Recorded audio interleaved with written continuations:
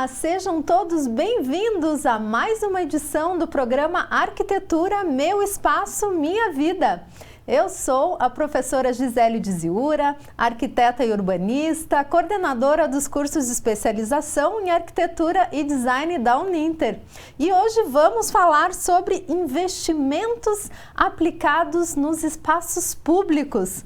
E eu tenho aqui como convidado o arquiteto e urbanista Giancarlo Rocco. Seja muito bem-vindo. Muito obrigado pelo convite. O Gian, eu tenho aqui, vou fazer uma confissão, o Gian foi meu aluno já na minha primeira turma que eu dei aula lá, não vou falar em quantos anos atrás, né, Gian, para não entregar a minha idade, mas é um prazer, assim, muito grande de ter aqui como convidado nessa edição número 19 desse programa.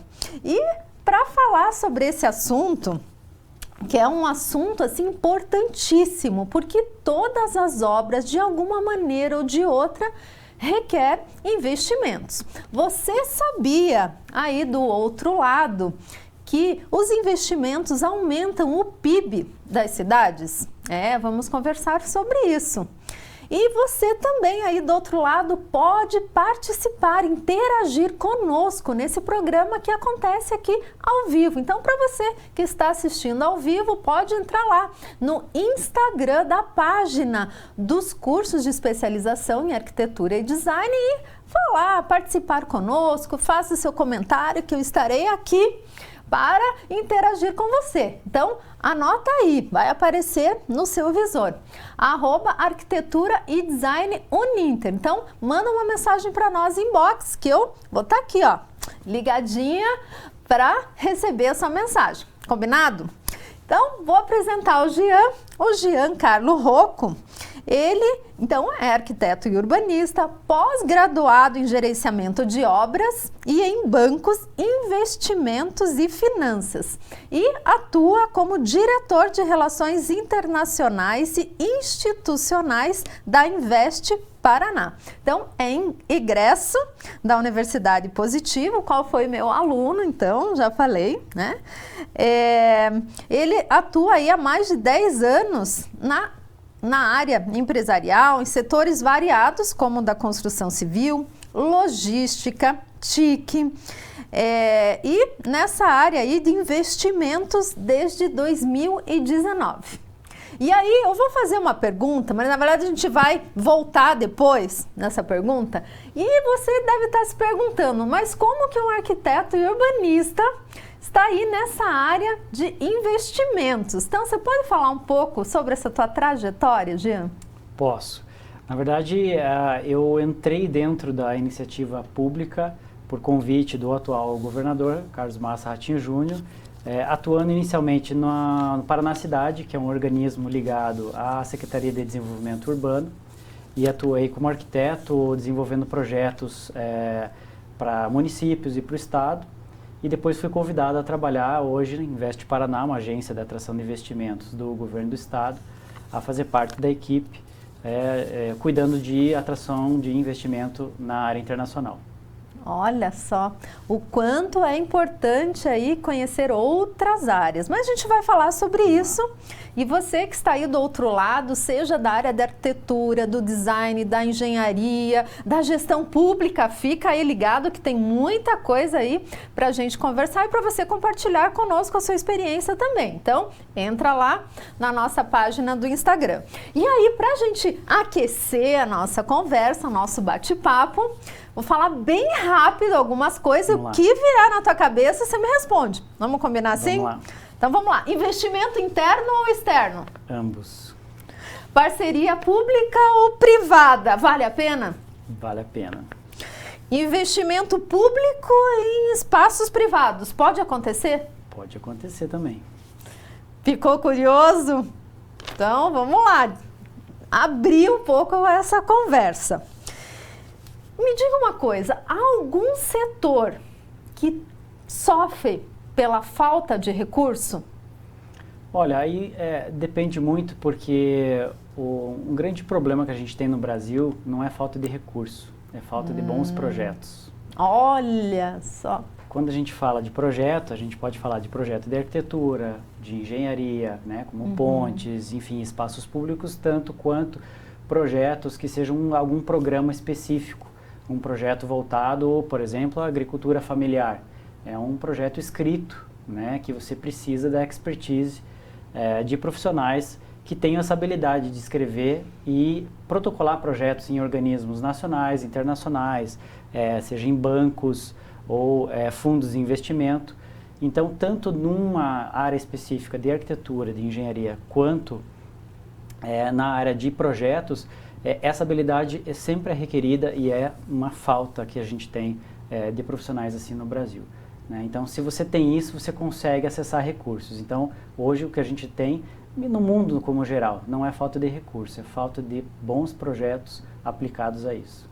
E como encontrar ou como saber os caminhos, os percursos para esses projetos conectarem com os investimentos? Veja, fazer um link aqui com essa questão realmente da arquitetura, né, dessas áreas que exigem essa habilidade, é de fato conseguir entender como é que esses organismos funcionam, entender como é que essa gestão pública funciona no âmbito, seja ele municipal, seja ele estadual, federal ou até internacional. Isso é importante porque todos eles têm um rito, têm uma maneira de se protocolar. E se você conseguir ter essa habilidade, ter essa expertise, há uma grande fatia no mercado para trabalho nesse sentido, né? E que você também consegue ter habilidade depois até na iniciativa privada, que requer a mesma habilidade para achar fundos de investimentos para determinados projetos. Você comentou sobre o setor, os setores, todos os setores, e você falou sobre essas lideranças.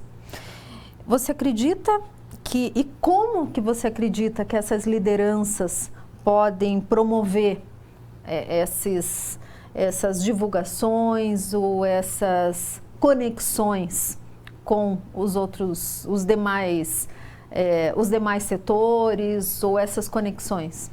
Veja, a aliança dos poderes sempre é muito importante para que tudo possa acontecer de uma maneira harmônica e uma maneira rápida, porque as gestões dos políticos são muito rápidas, né? E tudo acaba acontecendo numa janela de 2 ou 4 anos, né? Quando a gente intercala eleições.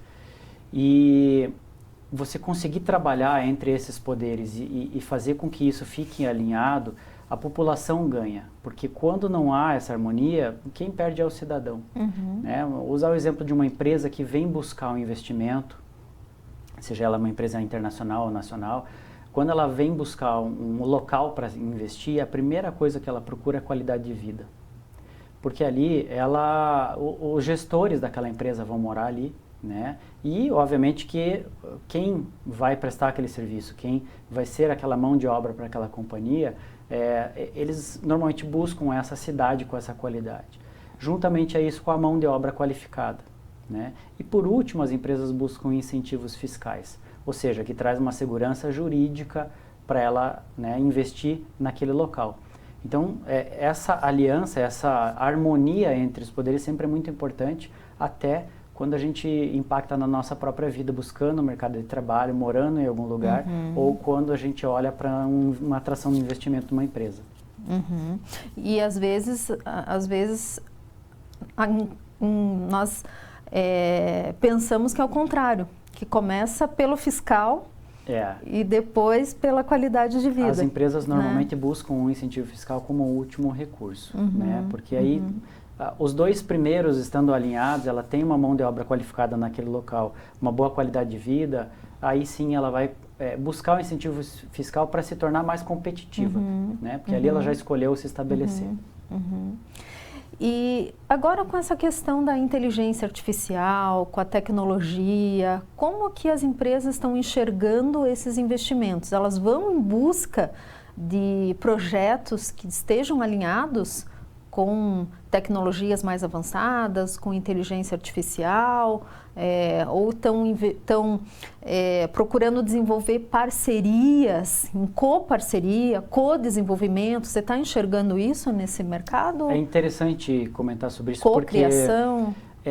Normalmente a primeira coisa que vem à cabeça é que a gente vai perder local, né, de trabalho para alguma inteligência artificial, para tecnologia. Mas normalmente é uma transformação local.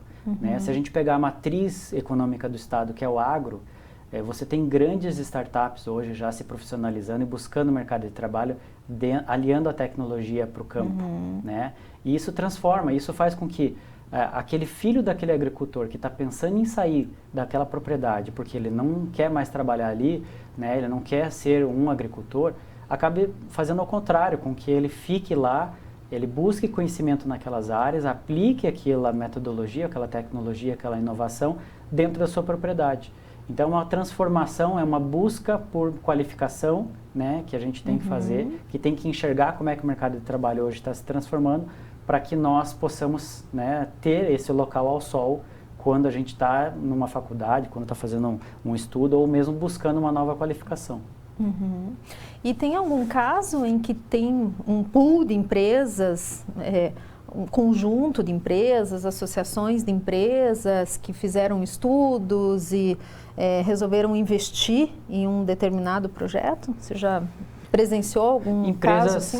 Sim, tanto quanto governos quanto empresas, né? Nós temos o caso aí de Israel, né? Fomos buscar investimento ano passado lá e empresas israelenses buscaram fazer investimentos aqui né, no setor do agro mesmo, né? Um biodigestor voltado a uma propriedade agrícola e que ali os alunos também vão poder fazer o manejo daquele sistema e aplicar aquilo. Então é um ganha-ganha que a gente vê empresas interessadas em investir naquele local, porque é um ambiente fértil dentro daquele setor, né, aliado ao investimento público de uma doação, às vezes de uma parceria que a gente faz com outros governos.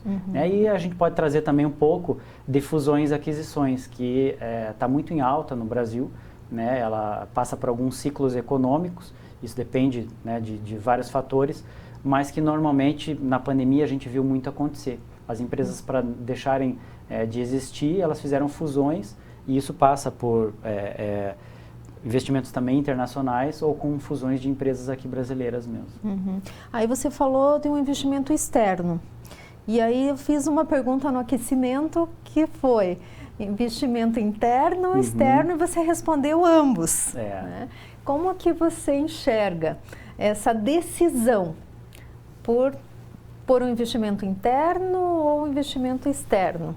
Veja, por que eu falei ambos? Né? Ambos são importantes para a economia.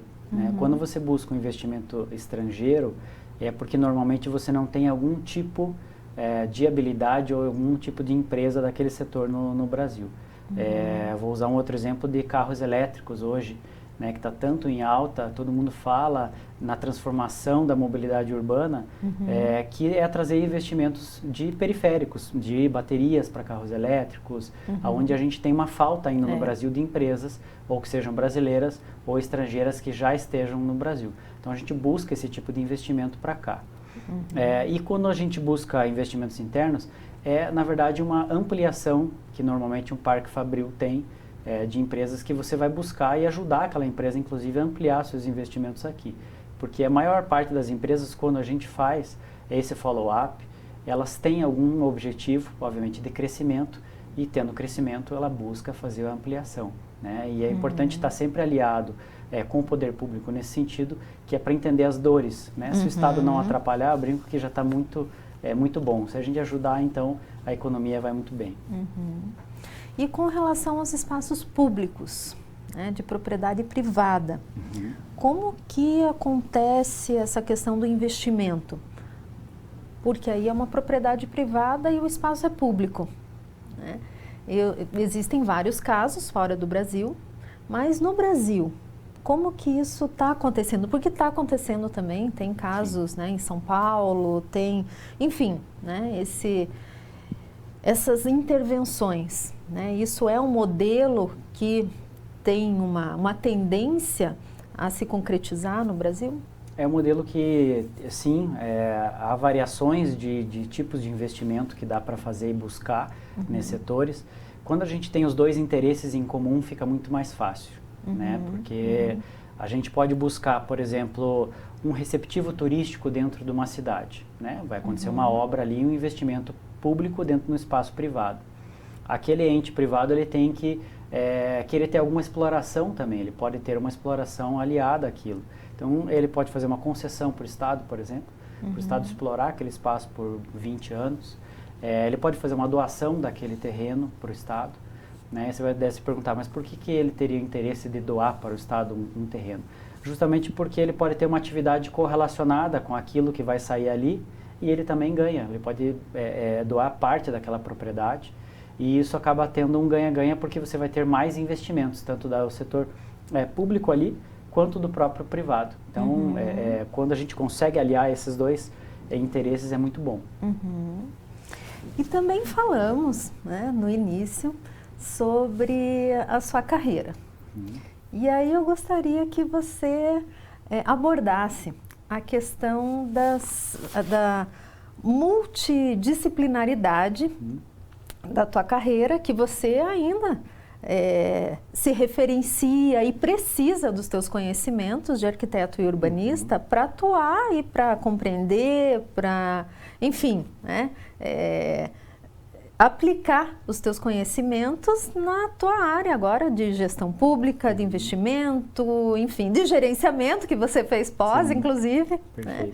E eu gostaria que você aí deixasse algumas sugestões e orientações para os nossos espectadores com relação às multicarreiras. O que você diria aí para os nossos espectadores? Olha, para mim é um exemplo bem interessante porque aconteceu de uma maneira muito natural, porém eu tive que buscar essa qualificação para me manter, né, no local e até aperfeiçoar e atender as demandas dos empresários que hoje eu brinco, meu bordão a gente atende de pão a avião, porque são todas as empresas de todos os setores, né? A gente tem que ter um conhecimento multidisciplinar realmente para atender e entender como que o mercado está se comportando. O mercado hoje busca muito mais as soft skills, que eles chamam, né? Que uma hard skill seria você se formar em alguma coisa e a soft skills é você ter habilidades diversas em diversos setores. Então, para mim, foi muito importante na carreira ser sempre curioso, buscar conhecimento por curiosidade daquilo que eu gosto, aliado ao trabalho sempre. Então, inovação, tecnologia sempre me agradou muito e hoje tem me ajudado bastante com outros setores e outras atividades que a gente exerce no dia a dia. O inglês, a língua ainda, por incrível que pareça, é um grande diferencial no mercado. Né? A gente pensa que muita gente fala, mas você falar bem, você exercer bem aquilo, abre portas ainda aqui e fora do Brasil. Né? E networking com pessoas sempre é muito importante, né? Sempre estar bem relacionado, mas os soft skills, assim, conhecer e aliar aquilo que a gente gosta com o conhecimento, buscar sempre qualificações. E hoje a gente tem muita possibilidade de aliar qualificações rápidas, né? Que você tem de 6 meses, 1 ano, até 2 anos pós-graduações. Isso faz com que a gente tenha sempre um degrau a mais de conhecimento dentro daquilo que a gente gosta. Tem estudos, inclusive, que falam que, no mínimo, não é num longo prazo, mas num curto e médio prazo, nós precisamos de, no mínimo, 5 formações, né? Então, já temos aí algumas. E há formações que a gente nem sabe que a gente vai precisar ainda. Né? Agora, a nova moda de inteligência artificial dominando, né? Há pouco tempo atrás ela já existia, mas não se falava. Então, novos profissionais vão surgir dentro de áreas que a gente ainda não conhece. E que rico que é isso. Sim. Porque ainda bem que a gente não fica parado. Né? Estamos sempre em movimento, sempre estudando. E a riqueza é essa. Estudar sempre, evoluir sempre. E aí, dentro desse eu vou pegar esse teu bordão, do pão ao avião, para que você fale um pouco sobre as estratégias e projetos aí dentro do estado do Paraná. Porque acredito que tem aí entre várias áreas, vários projetos, esses conhecimentos aí aplicados em várias escalas. Perfeito. Tem algumas áreas que estão se destacando no mundo que a gente pode colocar como a transição energética. Né? A gente pode falar de hidrogênio verde, por exemplo, que é uma transição importante para o mundo hoje, para o setor da economia. O Paraná se destaca nisso porque a gente tem a nossa matriz 94% da energia vindo de fontes renováveis, né? Então, ou seja, a gente já está na frente da Europa, que hoje tem em torno de 35%. E eles estão com por conta da guerra, estão com uma forte, né, falta de energia. Estão tendo que ativar usinas a carvão. Então, o Paraná, olhando para essa oportunidade, para atender a demanda do mundo que você tem dentro desse setor de energia, aí eu falo de energia fotovoltaica, de várias fontes, né, de biogás, o próprio hidrogênio verde, que é algo muito bem falado hoje em dia, é algo que tem bastante oportunidade de investimento. O estado do Paraná foi reconhecido pela OCDE como o estado mais sustentável do Brasil e do mundo, juntamente com uma província do Japão, né? E isso faz com que a gente se destaque em outros tipos de investimento dentro da área de sustentabilidade, né? Nós temos crédito de carbono, que hoje também é muito falado, dentro dessa área de sustentabilidade, que nós podemos buscar referências tanto no setor privado quanto no público. Na área da agricultura, por exemplo, pouco se explora ainda crédito de carbono para a agricultura. E é uma receita acessória que a gente pode levar para o agricultor, que hoje ele já faz uma grande preservação do meio ambiente nas propriedades, e isso pode ser um futuro também para ele como uma receita acessória, né? E por fim, a área do turismo eu acho uma das mais importantes na questão de investimento, né? E quando eu falo turismo, não falo do turismo de a gente atrair novos turistas para o estado, mas sim atrair novos empreendimentos associados ao turismo, né? Tantas belezas que a gente tem no estado, tantos locais a serem explorados, uma das coisas que nós buscamos como pilar de investimento é no turismo, porque é uma indústria limpa, ela retorna muitas vezes o tal do fator de multiplicação na economia, né? Ela retorna muitas vezes um investimento. Então, o turismo sempre é um bom investimento para se buscar, né? E isso que a gente traça também como um dos pilares aí de atração do estado. Eu tenho uma pergunta aqui, você aí do outro lado, saiba que pode mandar pergunta aqui para o nosso Instagram, @arquitetura e design Uninter. E a Maricélia, de Cascavel, mandou uma pergunta para nós. Ela perguntou o seguinte: se existe algum setor de investimento com maior oportunidade e algum setor que não tem aí característica de investimento, que não vale a pena investir? Veja, um pouco do que eu já comentei sobre esses setores, né, da economia. A bioeconomia é um setor muito importante, economia circular, de analisar, porque é um grande crescimento nisso. Um foco, o Paraná também pode se tornar referência em questão de bioeconomia, onde você traz uma agregação de valor naquele ambiente que a gente já está inserido, né? Uma agricultura familiar, a gente pega o nosso litoral aqui, o quanto é rico o nosso litoral na bioeconomia, né? E que a gente pode explorar nessa agregação de valor com produtos que podem ser levados para o mundo. Então, quando eu digo isso, não digo altos investimentos, né? A gente pensar no que a gente já faz, no que tem de bom, no que tem no nosso bioma, e a gente conseguir agregar valor naquilo. Então, a bioeconomia é algo bastante importante porque ele acessa todas as camadas, né? O turismo, como eu comentei, eu acho que não tem um setor que a gente possa descartar. A questão é olhar um pouco sobre a matriz com que a gente tem do estado e das regiões, né? Porque o estado tem tantas vocações regionais, né? E que a gente pode trabalhar aquilo regionalmente, do que se pensar numa economia única só no estado. Então, tem oportunidades em cada canto do próprio estado. Então, não dá para descartar. Interessante olhar o meio que a gente está vivendo, olhar onde a gente mora, o que tem em volta, para explorar aquilo, né? Se aquilo não é algo que lhe atrai, é buscar, então, um outro local para se viver que você tenha uma oportunidade maior daquilo que a gente gosta e daquilo que o meio oferece, né? E aí eu vou voltar na nossa segunda pergunta lá do aquecimento, que é parcerias públicas e privadas. Até que ponto vale a pena? Esse é um tema mais complexo porque no Brasil a gente ainda depende muito de regulação de mercado, depende de agências reguladoras, e isso atrapalha um pouco esse setor. Ele é mais difícil de conseguir você achar exemplos de parceria público-privada que deram certo e que fizeram sucesso, né? Muito se falava, ou se fala ainda em parceria público-privado para iluminação pública, por exemplo, né? Que tem a ver com a questão do urbanismo, explorar isso. Mas a insegurança jurídica e vários fatores que levam ao empresário ou não ter o interesse de montar uma parceria público-privada, ou que faltam elementos ainda para trazer essa segurança jurídica do investimento em si, né? Então, ela pode acontecer em diversos setores, né? A gente tem de mobilidade urbana, por exemplo, né? Trens e esse tipo de...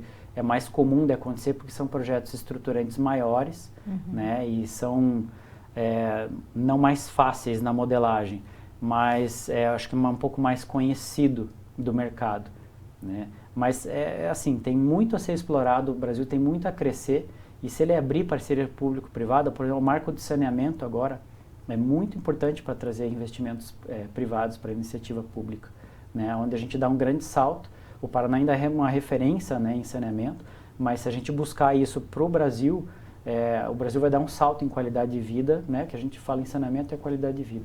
Então, esse tipo de parceria público-privada que eu acredito também e que trazem grandes investimentos. Muito bem. Então, estamos aí chegando ao final do nosso programa e eu gostaria, então, para fechar, pedir que você faça aí suas considerações finais, deixando algumas palavras de incentivo, de orientação, com relação à tua trajetória e com relação também a quem tiver interesse de entrar nessa área, primeiro entrar nessa área de investimento, seja público, seja privado, ou desenvolver ainda mais para quem está nessa área de investimento, para que possa desenvolver ainda mais as suas soft skills, as suas hard skills. Legal, obrigado pelo convite. Veja, algumas coisas que para mim foram importantes, né? Ter habilidades associadas sempre ao networking, porque eu fui uma pessoa que nunca tive receio de compartilhar, né? E aquilo que a gente não compartilha se perde. Então isso é importante porque a gente nunca sabe o que o outro pode oferecer e quando. Às vezes algo que a gente constrói hoje, de fato, a gente consegue colher lá na frente. Então, para mim, relacionamento sempre foi algo muito bacana de construir e que traz um retorno na vida profissional também. Não olhar habilidades específicas como algo que a gente vai levar para a vida toda, né? Hoje acho que faz muito mais sentido quando a gente se pergunta na escola: por que eu estou estudando isso? Eu nunca vou usar na minha vida. A gente um dia provavelmente vai usar alguma coisa do que a gente aprendeu, né? E a gente descobre isso realmente durante a vida, né? Então não descartar esse tipo de conhecimento porque ele também faz a diferença. E eu acho que a máxima que todo mundo já usa, todo mundo já conhece, é fazer o que gosta, né? Ou buscar aliar o que a gente está fazendo hoje no que gosta, porque aquilo te dá uma chance muito maior de ter uma projeção, né? Então acho que isso também foi bastante importante. Agradeço muito, muito a sua participação. Eu que agradeço. Foi extremamente enriquecedora. Eu espero que para você aí do outro lado também, você pode assistir aí as nossas reprises no decorrer aí das outras semanas e assista aí a nossa próxima edição com os demais temas, sempre muito atualizados e inovadores com relação à arquitetura, design, cidades e paisagismo. Até a nossa próxima edição.